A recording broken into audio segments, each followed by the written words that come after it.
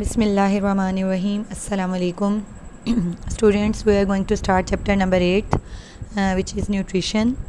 तो हम देखते हैं सबसे पहले कि न्यूट्रिशंस होती क्या है, क्या होती है न्यूट्रिशन. अगर हम इसका इंट्रोडक्शन देखें, first of all the process in which food is obtained और प्रिपेयर्ड और एब्जॉर्ब्ड. ठीक है, वो वाला प्रोसेस जिसमें हम फूड को ऑब्टेन करते हैं. ये वाली जो टर्म्स हैं डिफरेंट ऑर्गेनिजम्स के लिए डिफरेंट यूज़ होती हैं. लाइक एनिमल्स जो हैं वो फूड ऑब्टेन कर रहे हैं, और प्रिपेयर्ड यानी प्रिपेयर्ड जो है प्लांट जो है अपनी फूड को खुद प्रिपेयर करते हैं. एंड एब्जॉर्ब्ड, ये जो मोड ऑफ़ न्यूट्रिशन है ये उन लाइक फंजाई एंड बैक्टीरिया के लिए यूज़ किया गया है. ठीक है, तो ये क्या करते हैं, फूड को ऑब्टेन करना, प्रिपेयर करना या एब्जॉर्ब करना. उसके बाद इसको क्या कर देते हैं, converted into body substances for growth and energy. उसको बॉडी में सिंपलर सब्सटेंसेस में कन्वर्ट करते हैं जो बॉडी को फिर एनर्जी देते हैं, और एनर्जी के साथ वो ग्रोथ में यूटिलाइज़ होती है. तो ये सारा प्रोसेस फूड को ऑब्टेन करना और उसके बाद उसको सिंपलर सब्सटेंसेस में कन्वर्ट करने के बाद उससे एनर्जी लेना और ग्रोथ के लिए यूज़ करना, ये सारा प्रोसेस क्या कहलाता है, न्यूट्रिशन कहलाता है. तो ये हमारे पास डेफिनेशन हो गई न्यूट्रिशन की. न्यूट्रिशन के लिए जो चीज़ हम लेते हैं, ऑर्गेनिक मैटर खाते हैं हम, उनको हम कहते हैं कि न्यूट्रिएंट्स. कि हम न्यूट्रिएंट्स जो खा रहे हैं वो क्या चीज़ होती है. न्यूट्रिएंट्स जो हैं वो एलिमेंट्स या कंपाउंड्स हैं जो एक ऑर्गेनिज़म ऑब्टेन करता है और उसको एनर्जी के लिए और दूसरे मटीरियल्स बनाने के लिए जो है यूज़ करता है. ठीक है, nutrients are the elements and compounds that an organism obtain and use for energy और for the synthesis of new material. तो ये हो गया हमारे पास न्यूट्रिशन क्या होती है, और ये न्यूट्रिएंट्स क्या होते हैं जो हम उस एनर्जी को और न्यू मटेरियल्स बनाने के लिए जो चीज़ हम लेते हैं, कंपाउंड्स या एलिमेंट, उनको हम कहते हैं न्यूट्रिएंट्स. तो नेक्स्ट हमारे पास है टर्म ऑटोट्रॉफ्स. ऑटोट्रॉफ्स हम लोग जानते हैं कि वो वाले ऑर्गेनिज़म्स होते हैं. ऑटोट्रॉफ्स हम कहते हैं प्लांट्स को, यानी वो लिविंग ऑर्गेनिज़म्स जो अपनी फूड खुद प्रिपेयर कर सकते हैं, उनको हम कहते हैं ऑटोट्रॉफ्स. तो ऑटोट्रॉफिक ऑर्गेनिज़म्स क्या करते हैं, वाटर ऑब्टेन करते हैं from soil, carbon dioxide from air and minerals from their environment. ये सारी चीज़ें लेने के बाद वो अपनी फ़ूड को प्रिपेयर करते हैं और उस फूड को कहाँ इस्तेमाल करते हैं, अपनी ग्रोथ और एनर्जी हासिल करने के लिए इसको यूज़ करते हैं. जबकि सेकंड टर्म जो है हमारे पास वो है हमारे पास हेटरोट्रॉफिक ऑर्गेनिज़म्स. ऐसे ऑर्गेनिज़म्स जो अपनी फ़ूड दूसरे ऑर्गेनिज़म से लेते हैं, यानी वो अपनी फ़ूड खुद प्रिपेयर नहीं कर सकते, लाइक एनिमल्स. तो ऐसे ऑर्गेनिज़म्स जो अपनी फ़ूड खुद प्रिपेयर नहीं कर सकते उनको हम कहेंगे हेटरोट्रॉफिक ऑर्गेनिज़म्स. तो इंट्रोडक्शन में हमने देखा न्यूट्रिशन की डेफिनेशन, क्या न्यूट्रिशन क्या होती है, उसके बाद न्यूट्रिएंट्स, और उसके बाद ऑटोट्रॉफिक और हेटरोट्रॉफिक ऑर्गेनिज़म्स. साइड बॉक्स को अगर हम देखें कि every organisms need food for growth and energy and to function normally. तमाम लिविंग ऑर्गेनिज़म्स, हर लिविंग ऑर्गेनिज़म्स, चाहे वो प्लांट हैं चाहे वो एनिमल्स हैं, उन सबको खुराक की ज़रूरत होती है ताकि वो क्या करें, अपनी ग्रोथ और एनर्जी ले सकें उस फूड से, किसके लिए, अपने बॉडी की तमाम एक्टिविटीज़ को, अपने फंक्शंस को नॉर्मली परफॉर्म करने के लिए. तो नेक्स्ट हमारा टॉपिक है mineral nutrients in plants. Mineral nutrients वो वाले न्यूट्रिएंट्स, नमकियात वगैरह जो प्लांट्स को अपने ग्रोथ के लिए, एनर्जी के लिए यूज़ करते हैं, वो प्लांट्स में कौन कौन से मिनरल न्यूट्रिएंट्स हैं. प्लांट्स जो हैं उनमें एक बहुत एफिशिएंट मेकनिज़म होता है अपनी फूड को तैयार करने के लिए. ठीक है, प्लांट्स क्या करते हैं, plants get carbon, hydrogen and oxygen from carbon dioxide and water. ठीक है, वाटर से oxygen, hydrogen and carbon dioxide से कार्बन लेने के बाद ये सारी चीज़ें कहाँ से लेते हैं, ये वाटर एंड कार्बन डाइऑक्साइड से प्लांट लेते हैं. In addition to these elements, इन एलिमेंट्स के अलावा plants also required mineral elements for various activity and structures. ठीक है, सिर्फ कार्बन, हाइड्रोजन एंड ऑक्सीजन नहीं चाहिए प्लांट्स को, बल्कि इसके अलावा उनको कुछ और भी मिनरल न्यूट्रिएंट्स की ज़रूरत होती है ताकि वो अपनी डिफरेंट एक्टिविटीज़ को और अपने डिफरेंट बॉडी के स्ट्रक्चर्स को मेंटेन कर सकें. अगर हम देखें कि कौन से एलिमेंट्स, कौन से ऐसे न्यूट्रिएंट्स होने चाहिए और कितनी तादाद में चाहिए, तो हम इनकी दो टाइप्स देखेंगे. एक को हम कहते हैं मैक्रो न्यूट्रिएंट्स, सेकेंड वन हमारे पास है micro nutrients. Macro means larger और माइक्रो मीन्स स्मॉलर. मीन्स के ऐसे न्यूट्रिएंट्स जो हमें ज़्यादा क्वांटिटी में चाहिए, ज़्यादा तादाद में चाहिए, उनको हम कहेंगे macro nutrients. The nutrients which are required in large quantities are called macro nutrients. अब हम इनकी एग्जांपल्स देखें वो कौन से हैं, carbon, hydrogen, oxygen, nitrogen, magnesium, potassium etcetera. ठीक है, इसी तरह से वो वाले न्यूट्रिएंट्स जो प्लांट्स को स्मॉलर क्वांटिटी में रिक्वायर्ड हों, required in small quantities are called micro nutrients. और इनकी एग्जांपल्स में कौन से हैं, iron, iron, boron, chlorine, zinc, molybdenum. ठीक है, ये तमाम वो न्यूट्रिएंट्स हैं जो प्लांट्स को कम तादाद क्वांटिटी में चाहिए, तो इनको हम कहते हैं मैक्रो न्यूट्रिएंट्स। इसके अलावा अगर कोई ऐसा न्यूट्रिएंट्स अगर इनमें से अवेलेबल ना हो तो क्या होगा, प्लांट्स क्या करेगा, if any of these nutrients is not available to plant they show abnormalities and do not grow normally. ठीक है, कार्बन डाइऑक्साइड, हाइड्रोजन और वाटर के अलावा, ऑक्सीजन के अलावा प्लांट्स को जो दूसरे मिनरल्स चाहिए, जो अभी हमने डिस्कस किए micro and macro nutrients minerals जो चाहिए, अगर इनमें से कोई भी एब्सेंट हो जाए या इसकी डेफिशिएंसी हो जाए तो प्लांट क्या करेगा, प्रॉपर फंक्शन नहीं कर सकता, बल्कि उसकी ग्रोथ में एबनॉर्मलिटी आ जाती है। नेक्स्ट, अगर हम इस टेबल को देखें, role of important nutrients in plant life, जो अभी हमने डिस्कस किए micro nutrients and macro nutrients, इनका हर एक न्यूट्रिएंट का, हर एक एलिमेंट का प्लांट में ये कौन से स्ट्रक्चर में पाए जाते हैं और या फिर ये क्या फ़ंक्शन परफॉर्म कर रहे हैं। तो हम देखते हैं टेबल 8.1। सबसे पहले हम डिस्कस करते हैं मैक्रो न्यूट्रिएंट्स को। मैक्रो न्यूट्रिएंट्स में फ़र्स्ट ऑफ़ ऑल हमारे पास है फास्फोरस। ठीक है, फास्फोरस क्या है, फास्फोरस जो है ये कंपोनेंट ऑफ एटीपी। एटीपी हम जानते हैं ये क्या है, सेल को जो एनर्जी मिलती है, ये उसका एनर्जी देने के लिए जो है वो एटीपी है, एटीपी की फॉर्म में पाई जाती है सेल में। एडिनोसिन ट्राईफॉस्फेट, इसमें जो मेन कंपोनेंट है ये इसमें फॉस्फेट का है। ठीक है, फास्फोरस है। उसके अलावा क्या है, ये न्यूक्लिक एसिड और एंड कोएंजाइम्स, ये न्यूक्लिक एसिड, कोएंजाइम और एटीपी में फास्फोरस पाया जाता है। और इसका फंक्शन देखें तो ये क्या करता है, ये necessary for seed germination, seed को जर्मिनेट करने में, सीड को उगाने में, उसकी जर्मिनेशन के लिए फास्फोरस ज़रूरी है। Photosynthesis and protein formation, photosynthesis plants को अपनी फूड प्रिपेयर करने का जो प्रोसेस है उसको हम फोटोसिंथेसिस कहते हैं। इसके अलावा डिफरेंट प्रोटीन्स की फॉर्मेशन के लिए भी फास्फोरस एक ज़रूरी कंपोनेंट है।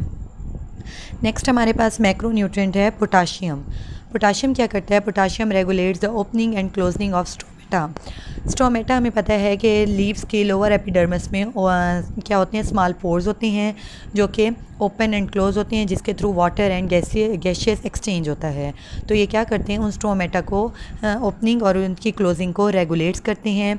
इसी तरह से जब स्टोमेटा बंद होंगे तो ये क्या करेगा, रिड्यूस वाटर लॉस करेगा फ्रॉम द लीव्स, ये लीव्स के में से वाटर लॉस को भी रिड्यूस करता है पोटाशियम। नेक्स्ट हमारे पास मैक्रो न्यूट्रिएंट है सल्फ़र। सल्फ़र किस में पाया जाता है, sulphur is also component of proteins, vitamins and enzymes. Enzymes, vitamins and proteins में जो है, इनके स्ट्रक्चर में जो है सल्फ़र भी पाया जाता है। लास्ट वन मैक्रो न्यूट्रिएंट्स हमारे पास है कैल्शियम। कैल्शियम देखें तो ये कैल्शियम क्या करता है, एक्टिवेट्स एंजाइम्स। एंजाइम हमें पता है कि बॉडी के अंदर, प्लांट्स बॉडी के अंदर जो भी केमिकल रिएक्शंस हो रहे होते हैं, उनमें अगर एंजाइम्स क्या करते हैं, किसी भी केमिकल रिएक्शन को स्पीड अप करते हैं, तो ये उसको कैल्शियम जो है मज़ीद एक्टिवेट करता है ताकि वो उस फंक्शन को मज़ीद अच्छे से तेज़ी से परफॉर्म कर सकें। It is a structural component of cell wall. Cell wall आपको पता है, हमें पता है कि सेल वॉल जो है एनिमल में नहीं पाई जाती, ये प्लांट्स में पाई जाती है। तो प्लांट्स में जो ये जो है स्ट्रक्चरल कंपोनेंट प्लांट की सेल वॉल बनाने में कैल्शियम इंक्लूड होता है। ये क्या करते हैं, influences water movement in cell. और उसके अलावा कैल्शियम जो है सेल के अंदर पानी की मूवमेंट को भी इफ़ेक्ट करता है कि किस तरह वो अंदर मूव करेगा। नेक्स्ट हमारे पास है माइक्रो न्यूट्रिएंट्स। माइक्रो न्यूट्रिएंट्स है हमारे पास और इनका रोल इन प्लांट लाइफ के, प्लांट्स की लाइफ में इनका क्या रोल है। फर्स्ट वन हमारे पास है आयरन। आयरन क्या है, आयरन नेसेसरी फॉर फोटोसिंथेसिस। एक तो आयरन फोटोसिंथेसिस के लिए ज़रूरी है, एक्टिवेट्स मैनी एंजाइम्स, और ये बहुत सारे एंजाइम्स को क्या करती है, एक्टिवेट करती है ताकि वो अपना फंक्शन परफॉर्म कर सकें। नेक्स्ट हमारे पास है मॉलिबेडियम। ये क्या करती हैं, ये कंपोनेंट ऑफ एंजाइम्स हैं that reduces nitrates to ammonia. ठीक है, ऐसे एंजाइम्स जो नाइट्रेट्स को, एटमॉस्फेरिक नाइट्रेट को, यानी हवा की जो नाइट्रोजन है या नाइट्रेट्स जो हैं, उनको क्या करती हैं, अमोनिया में कन्वर्ट करते हैं एंजाइम्स। तो उन एंजाइम्स का जो एक कंपोनेंट है वो मॉलिबेडियम है। ठीक है, ये एंजाइम्स नाइट्रेट्स को अमोनिया में कन्वर्ट करते हैं। उसके अलावा important in building amino acids, बहुत से अमाइनो एसिड्स के बनाने में भी ये एक इम्पॉर्टेंट बिल्डिंग मतलब बनाने में काम एक उसका कंपोनेंट होता है अमाइनो एसिड्स के बिल्डिंग में। नेक्स्ट हमारे पास है boron, important in sugar transport. ये प्लांट्स के अंदर क्या करता है, शुगर को ट्रांसपोर्ट करने में इम्पॉर्टेंट रोल प्ले करता है। सेल डिवीजन हमें पता है कि प्लांट्स की ग्रोथ जो है वो किस तरह से होती है, सेल डिवीजन से होती है। Cell division mitosis and meiosis, उसमें जब सेल डिवाइड्स करते हैं तो उसमें बोरोन भी है, बोरोन जो है एक इम्पॉर्टेंट रोल प्ले करता है। एंड सिंथेसाइजिंग सर्टेन एंजाइम्स, और कुछ एंजाइम्स की सिंथेसाइज करने में भी ये रोल प्ले करता है बोरोन। नेक्स्ट हमारे पास है copper, component of several enzymes, बहुत सारे एंजाइम्स का भी ये कंपोनेंट है, बहुत सारे एंजाइम्स में ये पाया जाता है। नेक्स्ट हमारे पास है मैंगनीज़ जो है involve in enzyme activity for photosynthesis, ये क्या करते हैं फोटोसिंथेसिस के दौरान जो एंजाइम्स जो हैं एक्टिविटी करते हैं उसमें इन्वॉल्व होता है ये। और रिस्पायरेशन जो हमने ब्रीथिंग का पूरा प्रोसेस पढ़ा उसमें। एंड नाइट्रोजन मेटाबॉलिज्म, बॉडी के अंदर जो हैं बहुत सारे नाइट्रोजन जो है नाइट्रोजीनियस केमिकल जो रिएक्शंस होते हैं वो परफॉर्म होते हैं, यानी मेटाबॉलिज्म उसमें जो है नाइट्रोजन मेटाबॉलिज्म है उसमें जो है मैंगनीज़ का एक इम्पॉर्टेंट रोल है। ठीक है, नेक्स्ट हमारे पास है जिंक क्या करता है, required in large number of enzymes, ये भी एंजाइम्स के लिए बहुत ज़्यादा नंबर में रिक्वायर्ड होती है। नेक्स्ट हमारे पास है chlorine, involve in osmosis of water. Osmosis हमें पता है कि ये क्या होती है, movement of water molecules from lower to higher concentration. तो वाटर मालिक्यूल्स को मूव करवाने के लिए ये क्या है, इसमें इंपॉर्टेंट क्लोरीन जो है एक इम्पॉर्टेंट रोल प्ले करती है। नेक्स्ट हमारे पास है निकल, required in a nitrogen metabolism, वही कि जो हमारी बॉडी के अंदर नाइट्रोजन रिएक्शंस होते हैं। मेटाबॉलिज्म हमें पता है कि इसमें anabolism and catabolism, simpler substances से कॉम्प्लेक्स सब्सटेंस भी बन रहे हैं और कॉम्प्लेक्स से जो है सिंपल भी बन रहे हैं। तो जो पूरे एक ओवरऑल रिएक्शंस हो रहे होते हैं नाइट्रोजन के, उसमें निकल भी शामिल है। तो ये हमने देखे micro nutrients and macro nutrients और इनका प्लांट की लाइफ में क्या क्या रोल है, ये कौन से स्ट्रक्चर्स में पाए जाते हैं, किस किस का ये कंपोनेंट है और ये कहाँ पे ये फंक्शन परफॉर्म कर रहे हैं। ठीक है, नेक्स्ट हम चलते हैं अपने टॉपिक की तरफ जो कि है role of nitrogen and magnesium. अगर हम देखें कि प्लांट्स के अंदर नाइट्रोजन एंड मैग्नीशियम का क्या रोल है, फ़र्स्ट ऑफ ऑल हम नाइट्रोजन को देखें तो नाइट्रोजन प्लांट्स कहाँ से लेते हैं, नाइट्रोजन एटमॉस्फेयर से लेते हैं, लेकिन वो उसको डायरेक्ट यूज़ नहीं करते बल्कि उसको पहले नाइट्रेट्स में कन्वर्ट करते हैं। ठीक है, plant get nitrogen in the form of nitrates, उस नाइट्रेट जो नाइट्रोजन जो है नाइट्रेट्स की फॉर्म में यूज़ होती है। नाइट्रोजन जो है is the major component of protein, hormones, chlorophyll, vitamins and enzymes essential for plant life. अब प्लांट्स के अंदर ये सारी चीज़ें प्रोटीन्स, हार्मोन्स, क्लोरीन, विटामिन्स और वो वाले इंजाइम्स जो प्लांट लाइफ के लिए ज़रूरी हैं, ये उन सब का कंपोनेंट हैं। ठीक है, नाइट्रोजन इन सब में पाई जाती है। अगर हम नाइट्रोजन मेटाबॉलिज्म जिसको हमने अभी डिस्कस किया है इसके बारे में देखें, nitrogen metabolism is the major factor in stem and leaf growth. Nitrogen के मेटाबॉलिज्म से जो नाइट्रोजन के अंदर ओवरऑल रिएक्शंस हो रहे हैं नाइट्रोजन के, वो क्या करती हैं, वो एक बहुत बड़ा फैक्टर है स्टेम और लीव्स की ग्रोथ के लिए।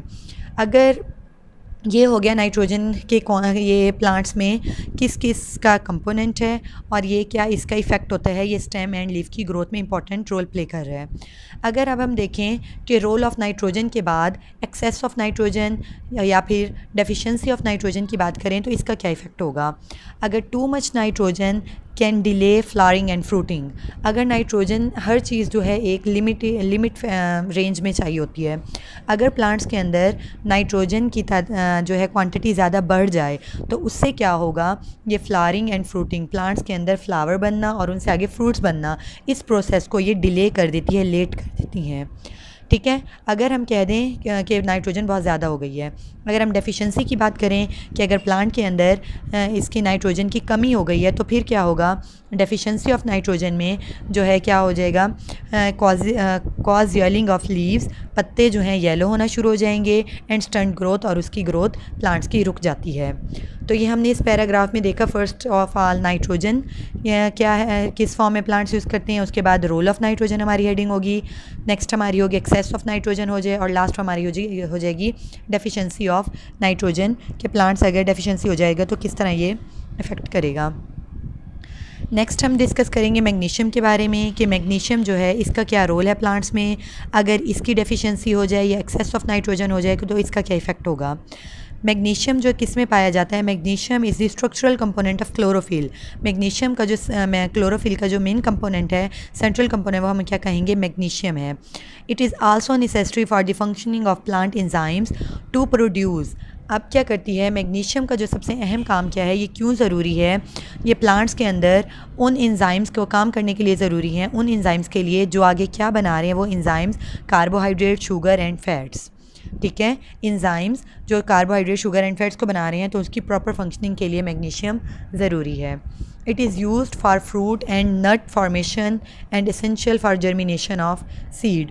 प्लांट्स के अंदर फ्रूट, नट फॉर्मेशन और सीड की जर्मिनेशन के लिए भी ये मैग्नीशियम यूज़ होती है। अगर हम बात करें कि मैग्नीशियम की अगर डेफिशिएंसी हो जाए तो क्या इफ़ेक्ट होगा? Deficiency of magnesium causes yellowing and wilting of leaves, यानी पत्ते जो हैं येलो हो जाएंगे और विल्ट मुरझाना शुरू हो जाते हैं। तो ये हमने देखा कि रोल ऑफ मैग्नीशियम क्या है प्लांट्स के अंदर और नाइट्रोजन का क्या रोल है। तो हमारा इसके अलावा एक अगर हम साइड बॉक्स देखें, carnivorous plants have involve mechanism for trapping and digesting small animals. Carnivores वो वाले एनिमल होते हैं, कार्निवोर्स जो दूसरे एनिमल्स को खाते हैं। तो ऐसे कुछ प्लांट्स ऐसे भी होते हैं जो स्मॉल एनिमल्स को डायरेक्ट डाइजेस्ट करते हैं, खाते हैं उनको, तो हम उनको कहेंगे कार्निवोरस प्लांट्स। कार्निवोरस प्लांट्स जो हैं क्या करते हैं, स्मॉल एनिमल्स को जब उनके ऊपर बैठते हैं तो उनको ट्रैप करते हैं, पकड़ते हैं और फिर डाइजेस्ट करते हैं। उससे क्या होता है, the product of this digestion are use to supplement the plant supply of nitrogen. उससे आगे ये जो प्लांट्स को नाइट्रोजन की ज़रूरत होती है वो वहाँ से ये नाइट्रोजन हासिल करते हैं। तो स्टूडेंट्स, आज का हमारा यहाँ टॉपिक कंप्लीट हुआ और आप लोगों ने फर्स्ट पैराग्राफ इंट्रोडक्शन में से definitions, second mineral nutrients in plants में से micro nutrients and macro nutrients with examples, and role of macro nutrients and micro nutrients ये, और role of nitrogen and magnesium, ये आप लोगों ने कंप्लीट याद करना है। Thank you so much. अल्लाह हाफिज़।